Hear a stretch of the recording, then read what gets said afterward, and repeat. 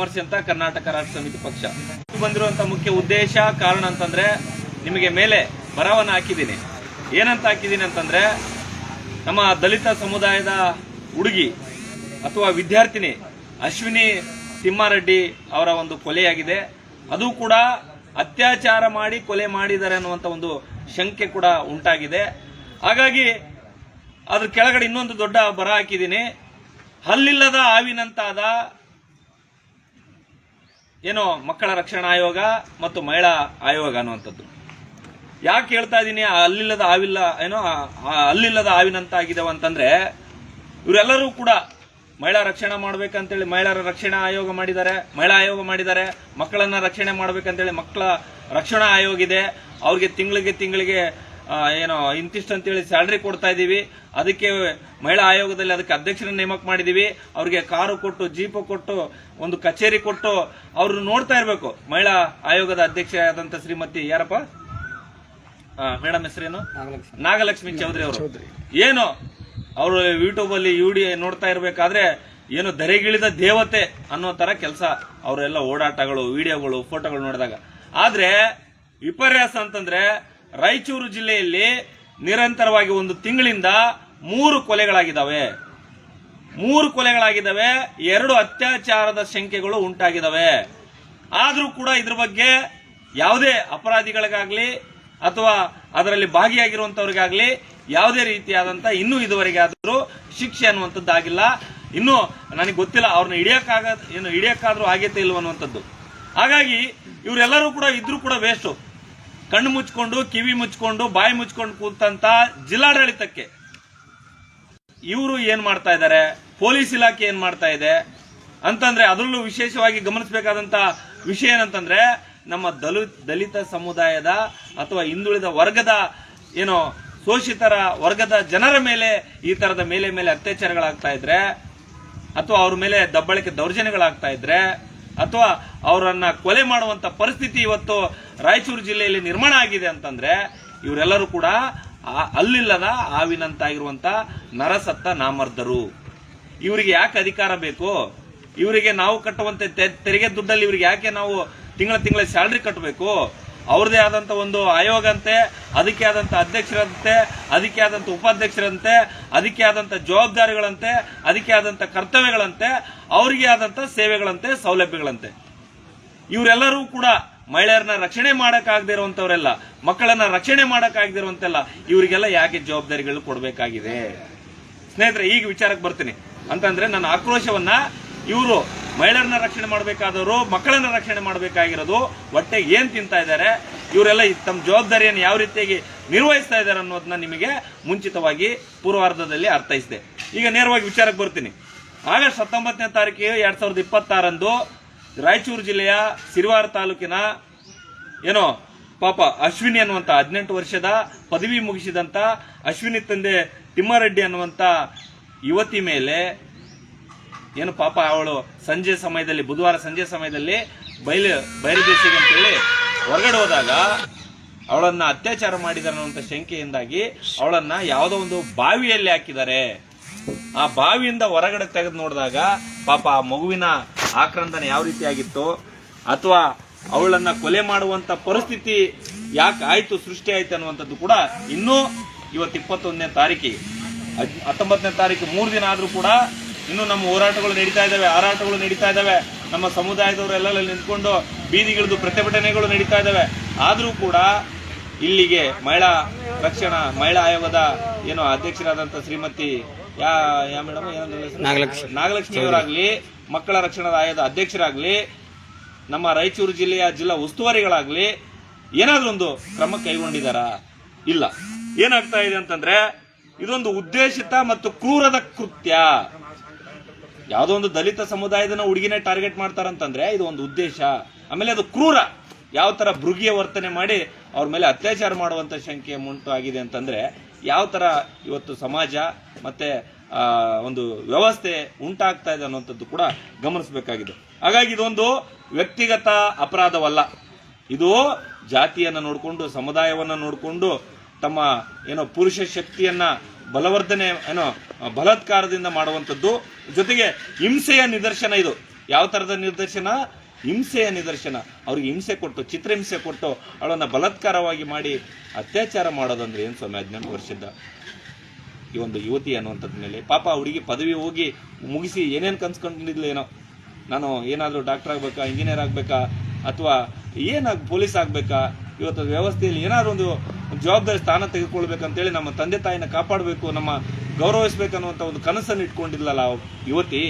ಅವ್ರ ಮೇಲೆ ಈ ತರ ದಬ್ಬಳಿಕೆ, ದೌರ್ಜನ್ಯ, ಅದರಲ್ಲೂ ನಮ್ಮ ದಲಿತ ಸಮುದಾಯದವರ ಮೇಲೇನೆ ಈ ತರ ಆಗ್ತಾ ಇದೆ ಅಂತಂದ್ರೆ ಜಿಲ್ಲಾಡಳಿತ ಕೂಡ ಇದ್ದು ಕೂಡ ಸತ್ತಂತೆ. ಹಾಗಾಗಿ ಇದೊಂದು ಸರ್ಕಾರ ಏನ್ ಮಾಡ್ತಾ ಇದೆ, ಪೊಲೀಸರು ಏನ್ ಮಾಡ್ತಾ ಇದ್ದಾರೆ, ಇವತ್ತು ರಾಜ್ಯ ಸರ್ಕಾರ ನಾವು ಅಷ್ಟು ಸಾಧನೆ ಮಾಡಿದೀವಿ, ಇಷ್ಟು ಸಾಧನೆ ಮಾಡಿದೀವಿ, 3 ವರ್ಷದಲ್ಲಿ ಇಷ್ಟು ಸೌಲಭ್ಯಗಳನ್ನು ಕೊಟ್ಟಿದೀವಿ, ಇಷ್ಟು ಯೋಜನೆಯನ್ನ ತಂದಿದೀವಿ ಅಂತ ಇದ್ದಾರಲ್ಲ ಸ್ವಾಮಿ. ಮಹಿಳೆಯರನ್ನ ರಕ್ಷಣೆ ಮಾಡಕ್ ಆಗ್ತಾ ಇಲ್ಲ ಇವತ್ತು, ಮಕ್ಕಳನ್ನ ರಕ್ಷಣೆ ಮಾಡಕ್ ಆಗ್ತಾ ಇಲ್ಲ ಇವತ್ತು. ನೀವೆಲ್ಲ ಅಧಿಕಾರಕ್ಕೋಸ್ಕರ, ಕುರ್ಚಿಗೋಸ್ಕರ ಕಿತ್ತಾಡ್ತಾ ಇದ್ದೀರಿ. ಇಲ್ಲಿ ಬಡವ್ರ ಮಕ್ಕಳು, ಹಿಂದುಳಿದವ್ರ ಮಕ್ಕಳು, ನಿರ್ಗತಿಕರ ಮಕ್ಕಳು, ತಳ ಸಮುದಾಯದವ್ರ ಮಕ್ಕಳು ಹಲ್ಲೆಗೊಳಗಾಗ್ತಾ ಇದ್ದಾರೆ, ದೌರ್ಜನ್ಯಕ್ಕೊಳಗಾಗ್ತಾ ಇದ್ದಾರೆ, ಕೃತ್ಯಕ್ಕೊಳಗಾಗ್ತಾ ಇದ್ದಾರೆ, ಅತ್ಯಾಚಾರಕ್ಕೊಳಗಾಗ್ತಾ ಇದ್ದಾರೆ. ಇವರು ಯಾವುದು ಲೆಕ್ಕಕ್ಕಿಲ್ಲ ನಿಮಗೆಲ್ಲ ಅಧಿಕಾರದ ಚಿಂತೆ, ಕುರ್ಚಿಯ ಚಿಂತೆ, ನಿಮ್ಮ ಮಕ್ಕಳು ಮೊಮ್ಮಕ್ಕಳು ಭವಿಷ್ಯದ ಚಿಂತೆ ನಿಮಗೆಲ್ಲ.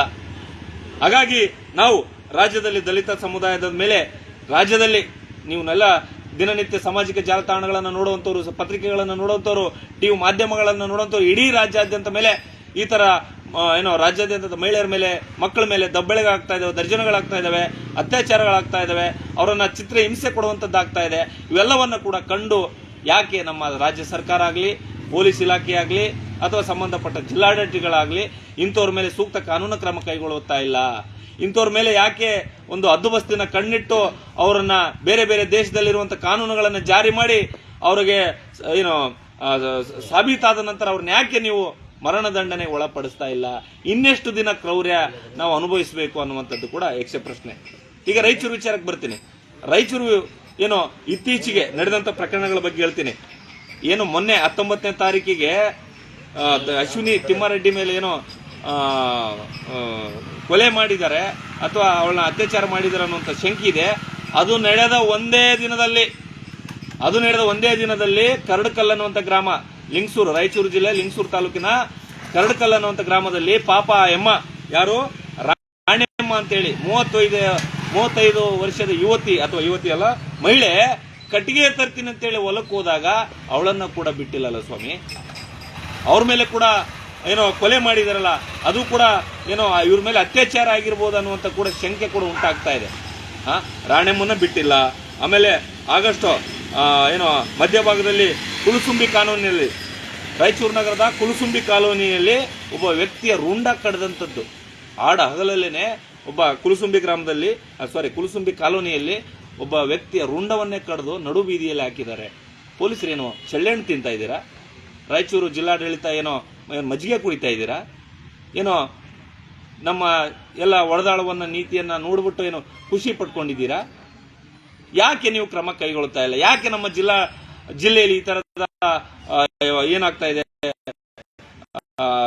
ವ್ಯವಸ್ಥೆ ಅನ್ನುವಂಥದ್ದು ಹದಗೆಡ್ತಾ ಇದೆ? ಜಿಲ್ಲಾಡಳಿತಕ್ಕೆ ಯಾಕೆ ನೀವು ಇದನ್ನ ಕಂಟ್ರೋಲ್ ಮಾಡಕ್ಕಾಗ್ತಾ ಇಲ್ಲ? ಆಮೇಲೆ ದೇವದುರ್ಗ ಹದ್ದಿನಾಳು ಭೂಮಾನಂದ ಕೊಲೆ ಆಗಸ್ಟ್ 13, ಇದೇ ತಿಂಗಳು ಆಗಸ್ಟ್ 13ನೇ ತಾರೀಕಿಗೆ ಪಾಪ ದಲಿತ ಸಮುದಾಯದ ಒಬ್ಬ ಮುಖಂಡ ಭೂಮಾನಂದ ಅನ್ನುವಂಥವ್ರನ್ನ ಕೂಡ ಹಗಲಲ್ಲೇನೆ ಹದ್ದಿನಾಳು ಸರ್ಕಲ್ ಅಲ್ಲಿ ಕೊಲೆ ಮಾಡಿದ್ರಲ್ಲ. ಅಂತ ಆರೋಪಿಗಳನ್ನು ಏನಾದ್ರೂ ಹಿಡಿಯಕ್ಕೆ ಸಾಧ್ಯ ಆಯ್ತಾ? ಹಿಡಿದ್ಬಿಟ್ಟು ಏನಾದ್ರು ಕ್ರಮ ಕೈಗೊಂಡಿರೋದು ಸಾರ್ವಜನಿಕರಿಗೆ ತಿಳಿಸುವಂತ ವ್ಯವಸ್ಥೆ ಆಯ್ತಾ? ಯಾವುದೂ ಇಲ್ಲ. ಹಂಗೆ ಆಗ್ತಾ ಹೋಗ್ಲಿ. ನಾವು ಎಲ್ಲೇ ಹೋದ್ರೂ ಪ್ರತಿಭಟನೆ ನಡೆದ್ರೆ ಬರ್ತೀವಿ, ಮನವಿ ಸ್ವೀಕರಿಸ್ತೀವಿ, ನಾವು ಕಾನೂನು ಕ್ರಮ ಕೈಗೊಳ್ತೀವಿ, ಆರೋಪಿಗಳನ್ನು ಹಿಡಿತೀವಿ ಅನ್ನುವಂಥ ಭರವಸೆ ಕೊಡೋದು. ಆಮೇಲೆ ಕಣ್ಣು ಮುಚ್ಕೊಂಡು, ಕಿವಿ ಮುಚ್ಕೊಂಡು, ಬಾಯಿ ಮುಚ್ಕೊಂಡು ಆರಾಮಾಗಿ ನಿಮ್ದು ಎಷ್ಟು ಗಂಟೆ ಹೊಡಿ ಪಗಾರ ತಗೋ, ಇಷ್ಟಕ್ಕೆ ಮಾತ್ರ ಸೀಮಿತ ಆದ್ರೆ ನಿಮಗೆ IAS ಅನ್ನುವಂಥ ಹುದ್ದೆ ಆಗಬೇಕು, IPS ಅನ್ನುವಂಥ ಹುದ್ದೆ ಆಗಬೇಕು, ನೀವು ಜಿಲ್ಲಾಧಿಕಾರಿ ಅನ್ನುವಂಥ ಹುದ್ದೆ ಆಗಬೇಕು, ತಹಸೀಲ್ದಾರ್ ಅನ್ನುವಂಥ ಹುದ್ದೆ ಆಗಬೇಕು. ಬಿಟ್ಟು ನಿಮ್ಗೆ ಹುದ್ದೆಗೆ ರಾಜೀನಾಮೆ ಕೊಟ್ಟು ಒಂದು ಗೌರವಯುತವಾಗಿ ನಡ್ಕೊಳ್ಳುವಂಥದ್ದಾದ್ರು ಮಾಡಿ. ಎಷ್ಟೋ ಜನ ಪುಣ್ಯಾತ್ಮರು ಇದ್ದಾರೆ, ನಾನು ಸಮಾಜ ಸೇವೆ ಮಾಡಬೇಕು, ಜನರ ಸೇವೆ ಮಾಡಬೇಕು, ಒಳ್ಳೆ ವ್ಯವಸ್ಥೆಯನ್ನು ಕಟ್ಟಬೇಕಂತೇಳಿ ತುದಿ ಮೇಲೆ ಕುಂತಿರ್ತಕ್ಕಂಥ ಸಾವಿರಾರು ಜನ, ಲಕ್ಷಾಂತರ ಜನ ಇದ್ದಾರೆ. ನೀವು ಪ್ರಸ್ತುತ ಇರುವಂಥ ಜಿಲ್ಲಾಧಿಕಾರಿಗಳಾಗಲಿ, ಪ್ರಸ್ತುತ ಇರುವಂಥ ಸೂಪರಿಂಟೆಂಡೆಂಟ್ ಆಫ್ ಪೊಲೀಸ್ SP ಗಳಾಗಲಿ ಅಥವಾ ಸಂಬಂಧಪಟ್ಟ ಇಲಾಖೆಯ ಮಕ್ಕಳ ರಕ್ಷಣಾ ಏನು ಜಿಲ್ಲಾಡಳಿತ ಇರುತ್ತೆ, ತಾಲೂಕು ಆಡಳಿತ ಇರುತ್ತೆ, ಹಿಂದುಳಿದ ವರ್ಗಗಳ ಸಮಾಜ ಕಲ್ಯಾಣಕ್ಕೆ ಇರುತ್ತೆ.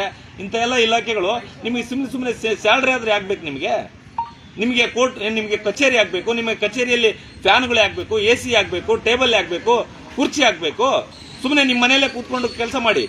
ನಮ್ಮ ತೆರಿಗೆ ದುಡ್ಡಲ್ಲಿ ನೀವೆಲ್ಲ ನಮಗೆ ಸೇವೆ ಕೊಡಬೇಕಾಗಿರೋಂಥವ್ರು, ನಮ್ಮನ್ನ ರಕ್ಷಣೆ ಮಾಡಬೇಕಾಗಿರೋಂಥವ್ರು, ನಮ್ಮನ್ನ ಒಂದು ಒಳ್ಳೆ ವ್ಯವಸ್ಥೆಯಲ್ಲಿ ಇಟ್ಕೊಂಡು ಜವಾಬ್ದಾರಿತವಾಗಿ ಜೀವನವನ್ನು ಮಾಡಲಿಕ್ಕೆ ಅವಕಾಶ ಮಾಡಿಕೊಡ್ಬೇಕಾದಂಥವ್ರು ನೀವು ಇದೆಲ್ಲವನ್ನ ಕಂಡು ಕೂಡ ಸುಮ್ಮನೆ ಕೂತಿದ್ದೀರಂತಂದ್ರೆ ನಿಮಗೆ ನಿಜವಾಗ್ಲೂ ಕೂಡ ನಾಚಿಕೆ ಆಗಬೇಕು.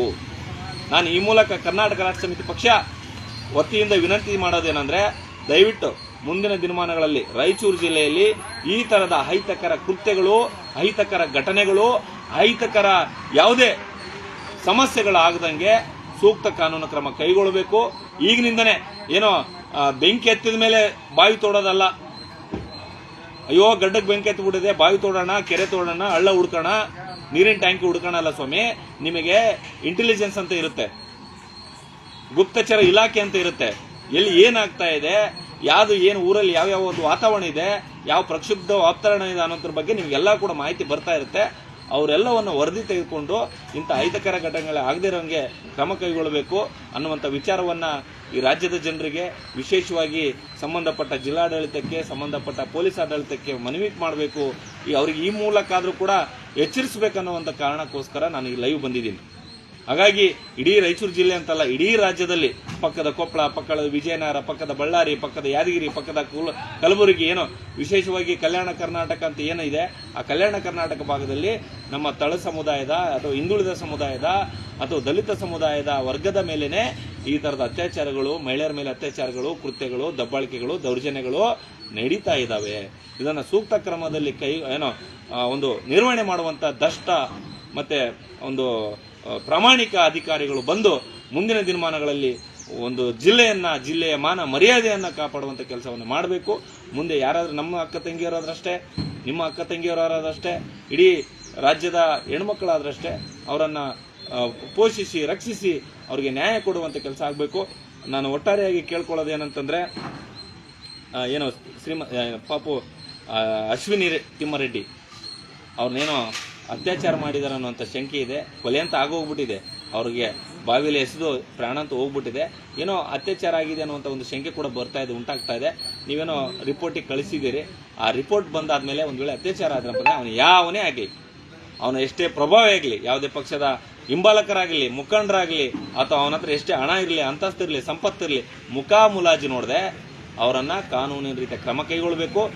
ಅವ್ರ ಮೇಲೆ ಸೂಕ್ತ ಒಂದು ವ್ಯವಸ್ಥೆ ಅಡಿಯಲ್ಲಿ ಮತ್ತೆ ಅಂತ ಪ್ರಕರಣ ನಮ್ಮ ಜಿಲ್ಲೆಯಲ್ಲಿ ಆಗದೇ ಇರೋ ಥರ ಒಂದು ದೊಡ್ಡ ಒಂದು ವ್ಯವಸ್ಥೆನ ನಿರ್ಮಾಣ ಮಾಡಬೇಕು ಅನ್ನೋದು ನನ್ನ ವೈಯಕ್ತಿಕವಾದಂಥ ಮತ್ತು ನಮ್ಮ ಪಕ್ಷದ ಪರವಾದಂಥ ನಿಲುವಾಗಿದೆ. ದಯವಿಟ್ಟು ಯಾರಿಗೆಲ್ಲ ನನ್ನ ವಿಚಾರ ಇಷ್ಟ ಆಗಿದೆ, ದಯವಿಟ್ಟು ನಿಮ್ಮ ಅನಿಸಿಕೆಗಳನ್ನು ಅಭಿಪ್ರಾಯ ಮಾಡಿ, ಕಮೆಂಟ್ ಮಾಡಿ. ಇಷ್ಟ ಆದರೆ ಶೇರ್ ಮಾಡಿ, ಇಲ್ಲ ಒಳ್ಳೆ ವಿಚಾರ ಇದೆ ಅನ್ನೋದಾಗಿದ್ರೆ ದಯವಿಟ್ಟು ಲೈಕ್ ಮಾಡಿ. ನಿಮ್ಮ ಅನಿಸಿಕೆಗಳನ್ನು ನೂರಾರು ಜನರಿಗೆ ಹಂಚ್ಕೊಳ್ಳಿ. ಒಟ್ಟಾರೆಯಾಗಿ ನಮ್ಮ ಮನೆಯ ಹೆಣ್ಣು ಮಕ್ಕಳಿಗೆ ಇವತ್ತು ಯಾವುದೋ ಜಿಲ್ಲೆ ಅಥವಾ ಇವತ್ತು ಯಾವುದೋ ಊರು ಅಥವಾ ಇವತ್ತು ಯಾವುದೋ ತಾಲೂಕು ಅಂದ್ಕೊಂಡು ನಮ್ಮ ಮನೆಯಲ್ಲಿ ನಾವು ಮೊಬೈಲ್ ನೋಡ್ಕೊಂಡು ನಮ್ಮ ಜೀವನ ನೋಡ್ಕೊಂಡು ಇರ್ಬೋದು. ನಾಳೆ ನಮ್ಮ ಮಕ್ಕಳಿಗಾದರೆ, ನಾಳೆ ನಮ್ಮ ಪಕ್ಕದ ಮನೆಯವರಿಗಾದರೆ ಅಥವಾ ನಮ್ಮ ಸಂಬಂಧಿಕರ ಮಕ್ಕಳಿಗಾದರೆ ಅವಾಗ ನಾವು ಬಾಯಿ ಬಡ್ಕೋ ಪರಿಸ್ಥಿತಿ ಆಗಬಾರ್ದು ಅನ್ನೋ ಕಾರಣಕ್ಕೋಸ್ಕರ, ಇಂಥ ಅಹಿತಕರ ಘಟನೆ ನಡೀಬಾರ್ದು ಅನ್ನೋಕ್ಕೋಸ್ಕರ ಜಾಗೃತಿ ಉಂಟು ಮಾಡುವಂಥ ವಿಡಿಯೋಕ್ಕೋಸ್ಕರ ನಾನು ಇಷ್ಟೊತ್ತು ನಿಮ್ಮ ಜೊತೆ ಮಾತಾಡಿದ್ದೀನಿ. ಬಂಧುಗಳೇ, ದಯವಿಟ್ಟು ನಿಮ್ಮ ಅನಿಸಿಕೆ ಅಭಿಪ್ರಾಯಗಳನ್ನು ಕಮೆಂಟ್ ಮಾಡಿ, ಲೈಕ್ ಮಾಡಿ, ಶೇರ್ ಮಾಡಿ ಅಂತ ಹೇಳ್ತಾ ನಮ್ಮ KRS ಪಕ್ಷವನ್ನು ಬೆಂಬಲಿಸಿ. ಎಲ್ರಿಗೂ ನಮಸ್ಕಾರ. ಜೈ ಹಿಂದ್, ಜೈ ಕರ್ನಾಟಕ, ಮತ್ತೆ ಜೈ ಅನ್ನದಾತ.